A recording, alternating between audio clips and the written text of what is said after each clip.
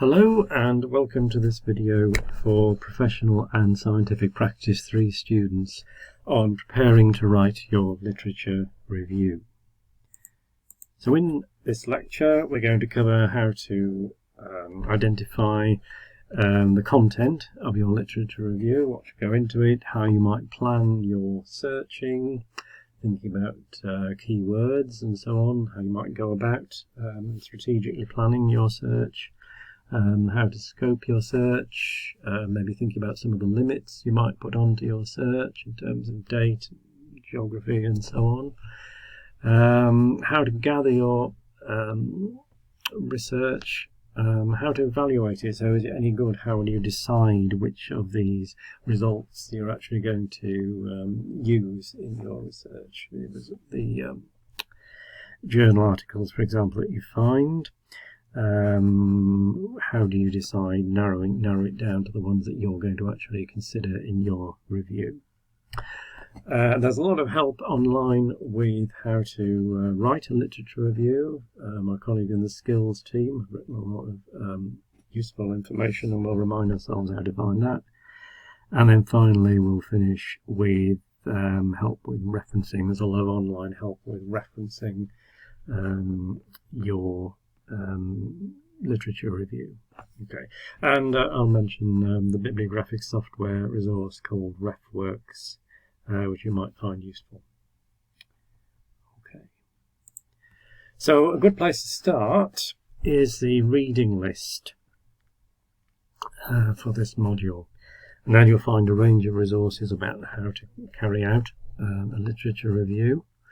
You'll find resources on there that are specifically tailored to biomedical science and chemistry, critical thinking, academic writing, that kind of thing. So it's an excellent place to start. Have a look at some of the resources on your reading list. So to get to it, here's your Blackboard site. You'll see a link there. If I scroll down a bit, right on the opening page there, you'll see the module reading list. Okay. On that, and that should take us through into the live reading list. You might have to log in there so that the system knows that it's you trying to access the reading list. So here it is, and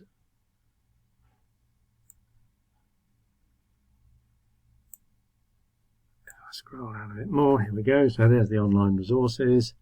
One of the major online resources that we'll see here is the subject guide for biomedical sciences and chemistry. So you'll find that really helpful. That's where you actually get to all the databases for your subject areas.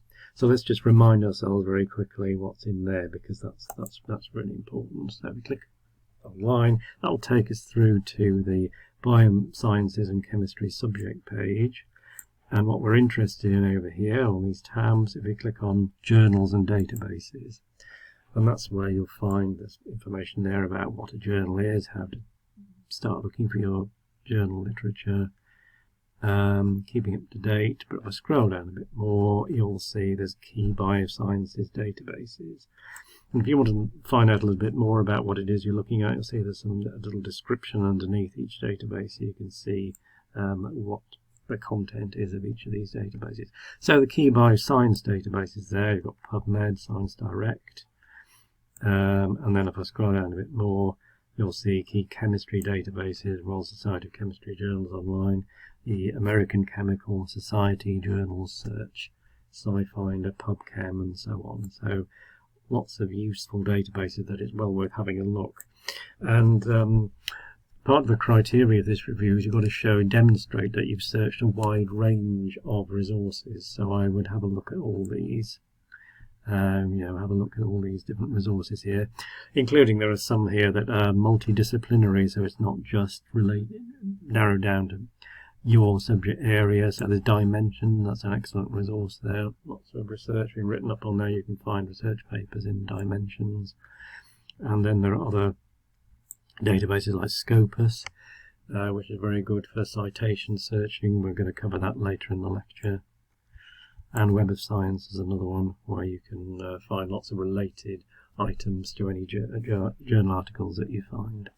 So this is just a heads up, really just a reminder, if you like. This is where you'll find the resources that you need to look at to carry out your literature research.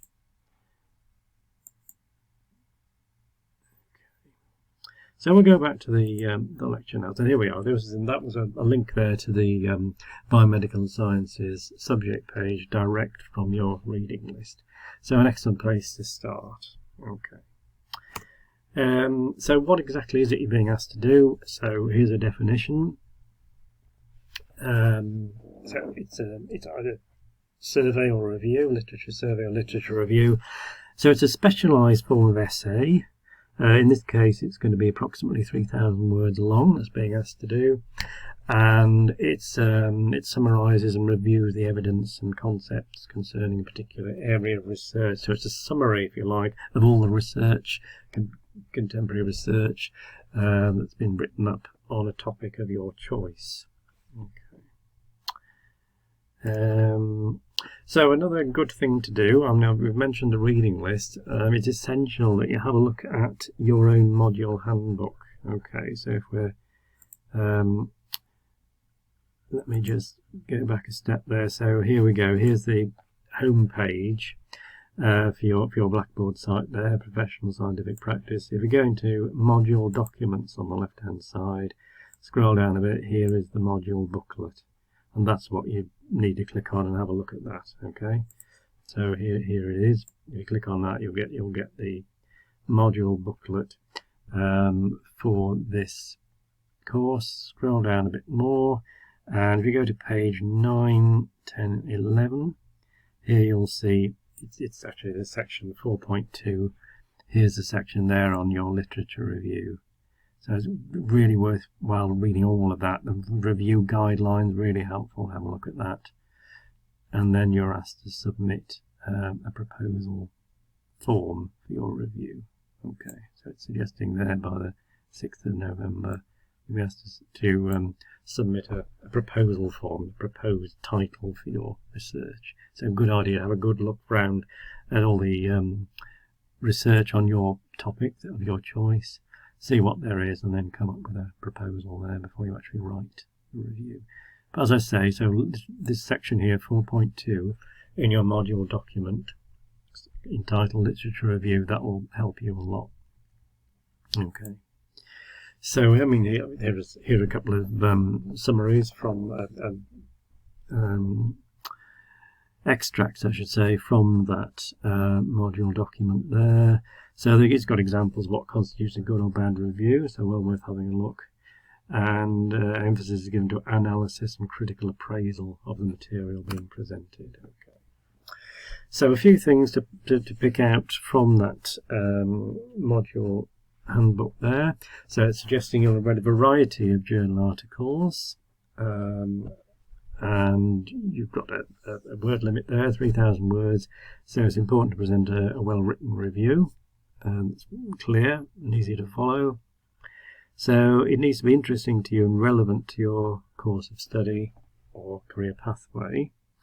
I think I would say on that point, though, although it's good to have a topic that you're interested in, if you choose a topic and you carry out a literature search and you find that actually there's nothing much written about that specific topic that you're interested in, or if you find that all the journal articles are incredibly complicated and intricate and quite difficult to understand and explain, then I would choose another topic, frankly, or a topic that's similar perhaps, but which there's a lot of research on that topic. So as it says actually in the literature review, so the main assessment criteria based on the skills required to produce a well-written and presented review. So it's not necessarily the actual topic that's being marked here. It's your ability to produce a well-written presented review on a topic. Okay. So yes, another point to say there is it's not requiring you to actually go out and do any of your own research. There's no primary data collection needed. It's based entirely on existing research. Your searching of these databases, getting these resources. Okay. Well, it makes the same point there. It's a practical research project, not should be based on existing information. Excellent. So that's quite a useful extract again from the module handbook. So you've got to use academic papers as your main research resources. You can use websites from scientific professionals, World Health Organization, Royal Society of Chemistry, etc. An appropriate balance of primary and secondary literature. It does say that the majority of the sources used should, however, be primary literature. So that'll be where someone's carried out their own research. They might have carried out a randomized controlled trial, or they've interviewed somebody, or they've carried out a focus group, or sent people a questionnaire. They've actually done their own research.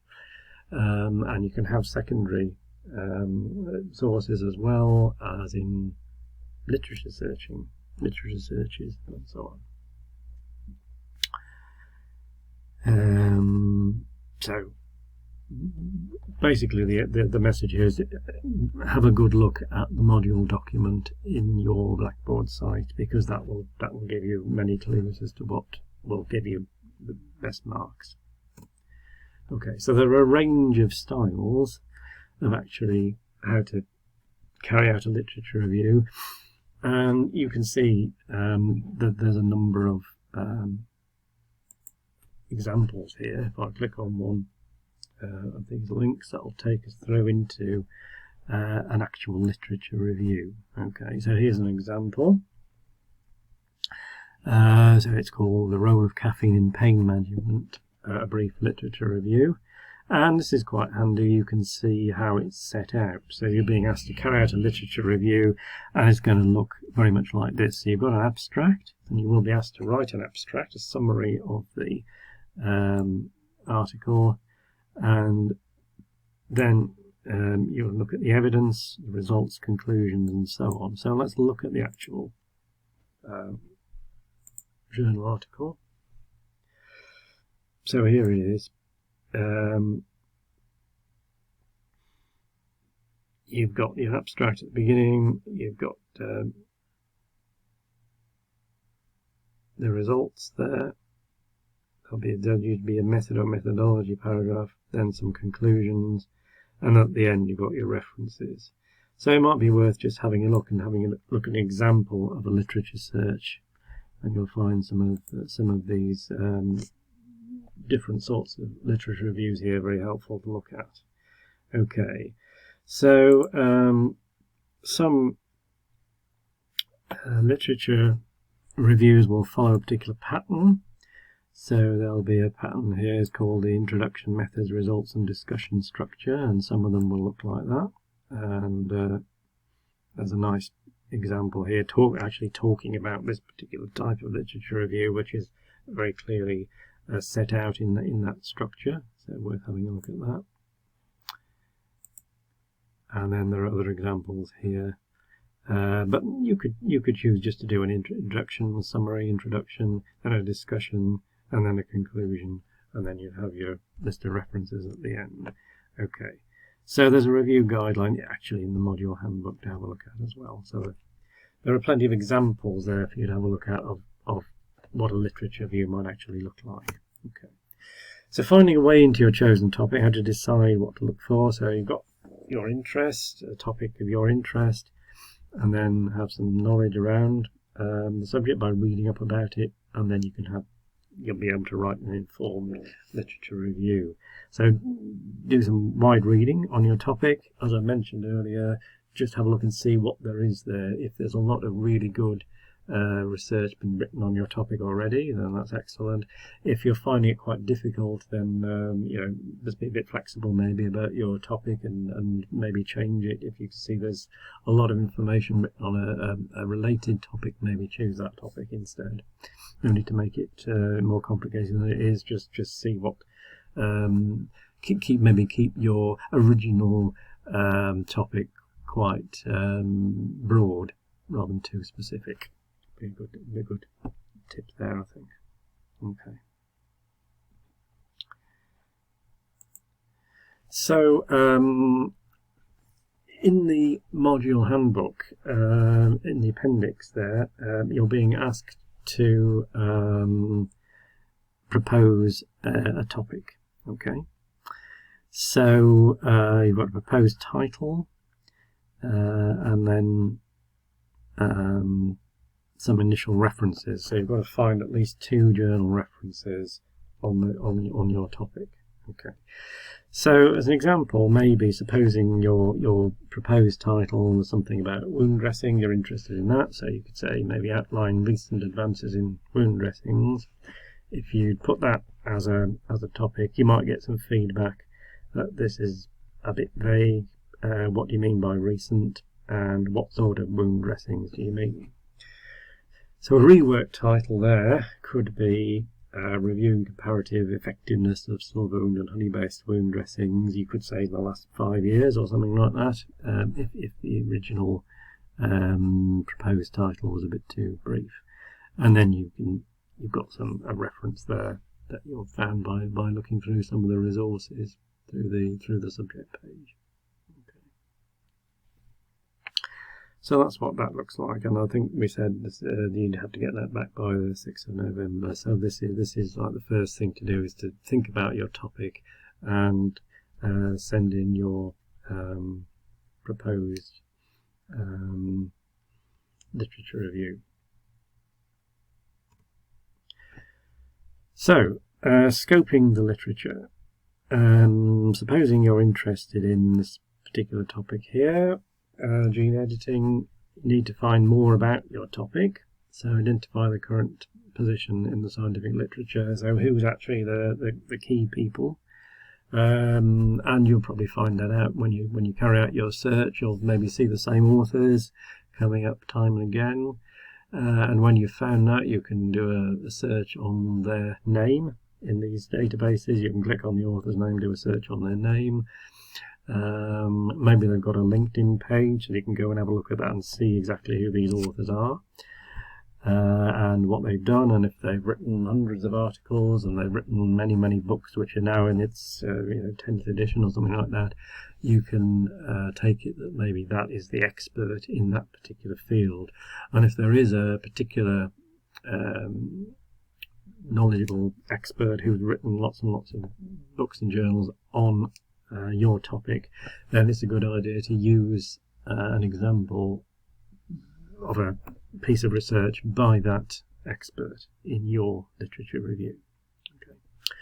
So something these databases will allow you to do is to see which have got the highest citations. We'll talk about citation searching later on, but essentially that means you can find out how many articles that were written after the article that you're looking at have actually referenced it. So supposing you find a useful article, you can see examples where people later on have actually gone back and put that in their list of references and referred to and cited it in their piece of work. And if they've got lots of citations, it suggests that it's a good piece of research. You can see which institutes have worked in this area, research centres, organisations, some of the resources like Dimensions I was mentioning earlier. That database will let you see who's actually sponsored and paid or funded the research. That might be interesting to have a look at when you come to evaluate it. When you're doing your research, maybe it's a nice idea to have a couple of articles which actually have different viewpoints on a topic, subject area. So if they conflict with each other, that's good. That shows that rather than having lots of articles basically saying the same thing, it'd be quite good to find articles that show a different variance of opinion. That would be a good thing to find. And is there scope for further research? That would be something else to comment on. And maybe ask yourself, have you found enough research? Another thing to think about, as I mentioned, keep saying, if there isn't really a lot of research done in this area, maybe you could broaden out your topic or choose a similar topic where there is a lot more research that's actually been carried out. Right, sorry, let's just go back a second there. So supposing this is your topic, I'm going to click on the link there. That takes me into okay, PubMed, and that's one of the resources that I mentioned earlier on that you can get to from the biomedical sciences and chemistry subject page. So you do your search, that's how you might carry out your research. Suppose you're interested in ethics, okay, and this gene editing. Scroll down a bit here. You get lots of results usually in these databases, and there are ways of limiting them here on the left hand side. So we're in PubMed at the moment. Things you can do, well, you can narrow it down by the type of article. So you've been specifically asked to find the majority of your sources should be primary literature. So we talked about that earlier. So we're talking here about randomized controlled trials. You can narrow your search down there. Or a clinical trial, that would be another example of a primary research article. Or if you're looking for reviews, systematic reviews, that would be secondary literature. So you've got to have a mixture of primary and secondary literature in your literature review. But the majority of your sources should be primary literature.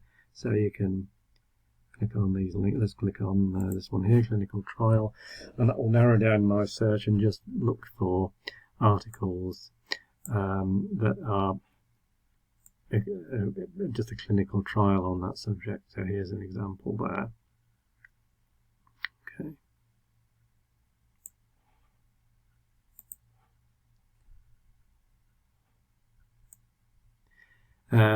What else can we do here? We can narrow down the date. At the moment it's not looking too bad. We've just got found examples from the last 6 years.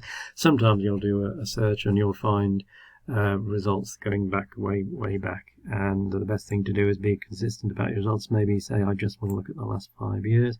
You can reset your search there again and just look at the last 5 years worth of articles on that particular topic. Okay. And be consistent about it. So rather than sort of looking at another resource and doing the last 10 years for that and then doing another one and looking at the last 20 years or something, just be specific and say, right, I'm going to look at the last 5 years worth from every resource that I look at. Okay. So this is a good resource, PubMed for biomedical science. And now with chemistry, you've got the Royal Society of Chemists journals and the American Chemical Society journals search as well. Again, you can narrow results by type of article to get a nice mixture of primary and secondary research there. Okay.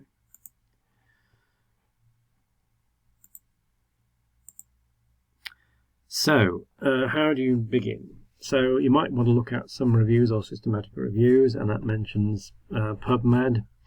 Web of Science, which is a multidisciplinary database, so that'll be useful for everyone to have a look at there. There'll be content from biomedical science and chemistry in Web of Science.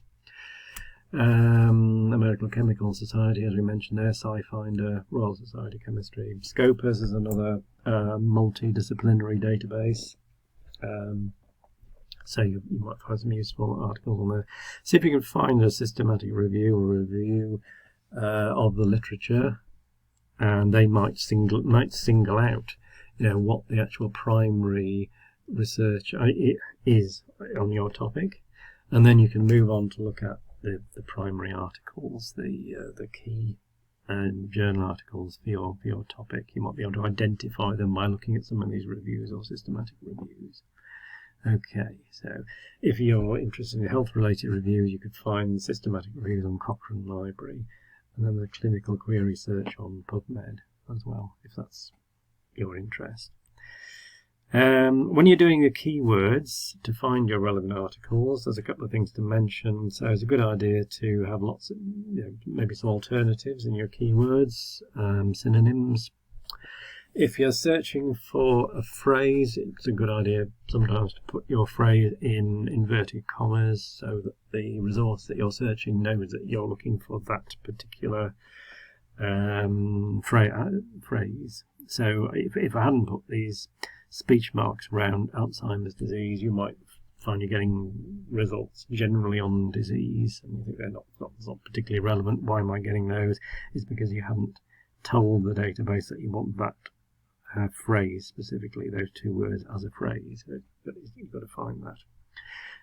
You can put a star on the end of some of the words where the words are capable of having different endings. So that is truncation, for example. So it's Shift and 8 on your keyboard, the star there, and that will help you find different endings of Alzheimer's, etc. A good idea when you're searching the database is to put limits on it, so you can search by publication type, as we saw there. You can search by abstract. You can find some related citations. Narrow things down by date, maybe organisation as well. Okay. So, supposing you find an interesting research paper. As we said earlier, you can search on who the authors were, who are the key people who are writing in research in your area. If you click on find the author's name, you can click on that and see what else they've written on that particular database. What's on the references? What about the list of references from your interesting research paper you found? Have a look at that. So that'll be sort of historical, previous research, but some databases will let you look into articles that are actually written afterwards, after your research paper, and they've actually cited this and referenced it in their research. So that Scopus will let you do that, and so will Web of Science. So worth having a look at those databases for that particular facility. Okay, so a recommendation there to try dimensions. So it gives you articles, patents, clinical trials, policy, lots of supporting data. So and it's a very wide-ranging resource. So, for example, in the above search, PubMed brought out 4,572 articles and 2 clinical trials. Scopus brought out 654 articles, but DARS Dimensions gave us 43,227 articles and 7 clinical trials. So it's a very powerful resource, and you'll find that on the biomedical sciences and chemistry subject page. Okay, so it's suggesting there is to use Scopus to identify your cited literature. Okay, so let's have a look at Scopus. Okay, so when you click on the link to Scopus from your subject page, you'll get to the opening screen. Let's have a look. Let's do a search on here. So if I do a search on biomedical informatics, and asthma. Okay, so as we were saying there, just to let the database know that you're looking for that as a phrase, biomedical informatics and asthma for asthma or asthmatic, and just do the search there in Scopus. Okay, so it's brought up a nice manageable amount of results there, 6 results. And the useful thing, I mean, you can get to the full text by clicking on the link there and the shoe links link there. But the useful thing over here on the right hand side is telling you that, for example, this first one here, this first article has been cited by 38 documents. So 38 articles which were written after this appeared in 2016 have actually cited it and mentioned it and put it in their list of references. So that's supposing this is absolutely what you're looking for. A very quick way of finding other related resources would be to click on this link over here. It says 38, and that will give you the 38 documents that have actually cited that resource, and you can have a look at those and get to the full text of those by clicking on the shoe links option there. Okay, so it's a very helpful resource in that, supposing we are interested in this article, the first resort, this first article.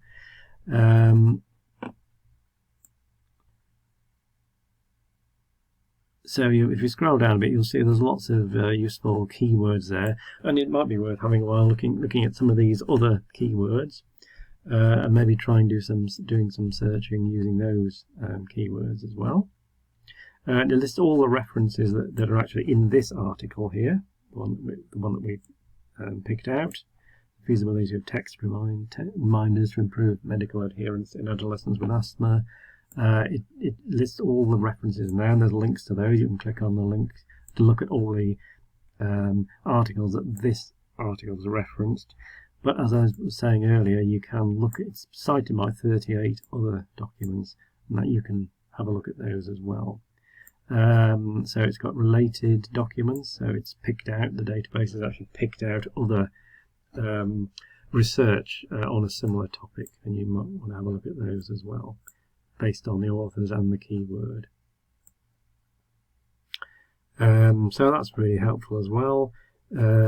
So you can see what else those authors of this article have written. Okay. So generally speaking, well worth having a look at Scopus, particularly for its citation option there. Okay. If you're not finding enough, maybe expand your searching a little, maybe broaden out your search. If you're doing search using library search, you can tick on the expand your results box, and that will expand your results beyond what we've actually got full text to. But you can find out how to request books and other resources unavailable at Hallam. There'll be an option there, you'll see our document supply service, where you can click on that, and the British Library will supply your resources to you if it's something that the library doesn't subscribe to. But basically, if you're not finding enough results, I would suggest that you maybe broaden out your search a little. So supposing you found your results and you want to evaluate them, some questions to ask. I mean, who's written it? Are they the expert in the field? Are they someone who's maybe just written their first PhD research and just been written up, so they haven't got anything else that they've written, no books and journal articles? If you're weighing that up against someone who's written loads of books on the subject and has written hundreds of articles, then you're more likely to go with the latter, because they are the expert. As I say, have a look at the author. If they've got a LinkedIn page, just see who they are. Is it up to date? It's very easy to do that with these databases. You can always narrow down your search.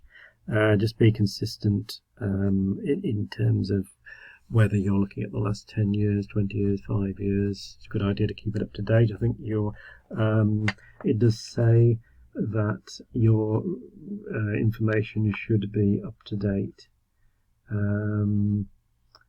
in the module document, so you will get better marks if the research that you're presenting is absolutely up to the minute and up to date research. Okay, so it's quite easy to narrow that down.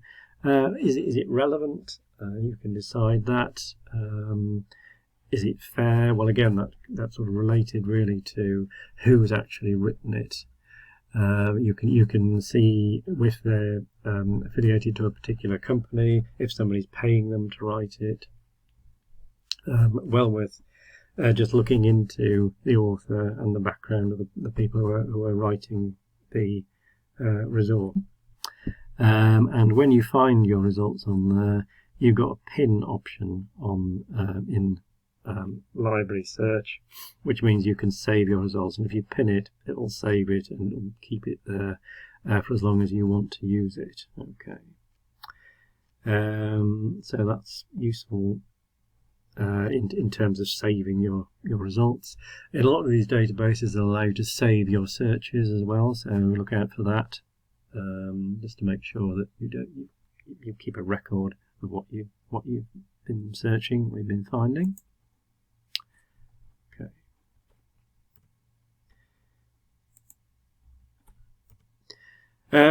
So choose appropriate resources to search. You could search library search or your specific databases.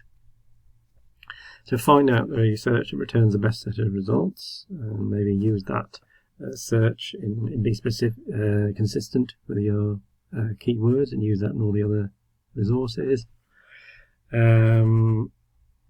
So you can use alternatives as well. So it's quite helpful, as I said, when you're searching, to have a look at the keywords used in the databases. So if they refer to wound healing or wound management instead of wound dressing, maybe broaden out your search and try some of those alternatives as well. Okay, and if you use your search history to keep a track of the searches that you've run in these databases. Okay. So putting you into the literature review, these are some of the things to think about as you're writing your search. Are you contributing, developing the information? Are you commenting on it? Are you pointing out where research could have there's some gaps in the research, for example? Make sure that you're summarising rather than just sort of copying what somebody else has written. So good to put it all in your own words. Maybe quickly just to summarise or describe the research that you found. Are you signposting where they're leading? Are you using a logical structure? So are you putting it in paragraphs? And are they in the right order? Are the paragraphs in the right order? They logically follow one another, in other words. And is it obvious why you use that particular source to back up your assertions? If you make a point and you're backing it up with what somebody else has written, is it clear why you've done that? So is it concise and accurate? Is there anything that you could have that doesn't really add anything to your argument? And are you using the right tenses and terminology? So those are the sort of things to think about: content, sentences, paragraphs, evidence, and style. Okay, so there's a lot of useful information online about skills and essay writing, for example, in particular. And you can get support with academic writing through the skills tutorials and support. So from the library homepage, you'll see this section here, develop your skills. If you click on that, that's where you'll find links to all the online support. And you've got webinars in there. There's an online resource, as I say. You can attend a remote one-to-one appointment or a virtual drop-in chat as well with skills tutorials. And librarians as well, we can help you with referencing online as well. So you'll see the information there in this section on skills. Okay, so the Skills Centre themselves have put together a literature review guide, which you'll find very useful. So tips on there, including, if you, for example, if you put the sort of main topics, the main gist of each paragraph on a post-it note, if you actually look at that, are they in the right order, or do you need to shuffle them around a bit and make sure that each paragraph follows the next one? And I suppose that's a useful thing to ask yourself as you're going through. Why am I saying this? What point am I making by this particular sentence in your literature review? I suppose it's something in the back of your mind you keep asking yourself. So what is this the point of this particular sentence that I put in my literature review? So there's lots of useful tips in there, and you'll see a link to it there. The literature review guide that the Skills Centre produced. Well worth having a look at that. Some other things you'll see with the skills team have put together critical writing. So they'll talk about the topic, the main focus, how to introduce the evidence, and then a discussion of your topic as well. So this is called the TID approach to writing, topic, introduce, evidence, discussion, and again you'll see useful information there via the skills pages. Something else that might be worth looking at, the critical thinking and writing, produced by the Royal Society of Chemistry. There's an article there on critiquing. You can have a look at that. To improve your critical thinking, clarify your thoughts about your literature reviews. There's lots of online help basically about how to set out your literature review. Top 10 tips for scientific writing. Again, you'll find that useful. There's a library guide on that. You can get to that through the subject page for biomedical sciences and chemistry. You'll see the top 10 tips on there. You're required to write an abstract, so we put this near the end because it's probably the last thing you should write, because it really summarises your whole literature review. Okay, so it's got to really contain the essence of what the literature review is all about. How would it compare with other article abstracts? What's unique about your particular literature research? Would it make a researcher want to read it? And as I say, it's probably the last thing you'd want to write, because you'll know what should go in it, because you've got the full literature review there that you've completed. So probably do the abstract last. So the next steps are to cite your literature that you found in your piece of work, and then you've got list of references at the end, full list of references.